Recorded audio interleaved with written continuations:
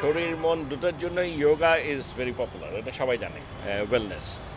এবং আজকে যা দেখলাম যোগা স্পোর্টসের নামে, সেটা দেখলাম যে আসলে এটাতে ফিজিক্যাল ফিটনেসের জন্য এটা অত্যন্ত একটা উপকারী জিনিস।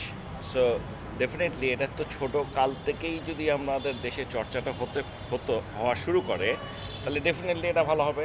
যোগা নিয়ে তো কারো কোনো সমস্যা নেই, মানে কোনো সন্দেহ নাই, yoga is very popular world wide. কিন্তু এটা যে স্পোর্টস হতে পারে, এটাই হলো একটা সমস্যা।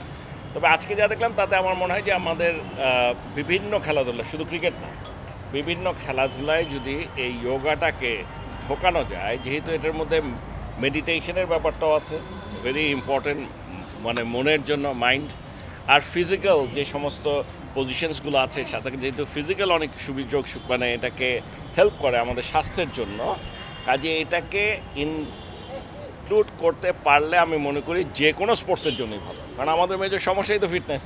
তো আমরা যদি ছোটোবেলার থেকে এই যোগাটাকে ইনক্লুড করতে পারি বিভিন্ন স্পোর্টসে, আমরা যখন এইজ লেভেলে যখন আমরা প্লেয়ার রিক্রুট করা শুরু করি, তখন থেকেই যদি করে ফেলি, তাহলে আমার মনে হয় উইল গেট আমাদের ফিটনেসের দিক দিয়ে আমরা ভালো খেলোয়াড় পাবো সামনে।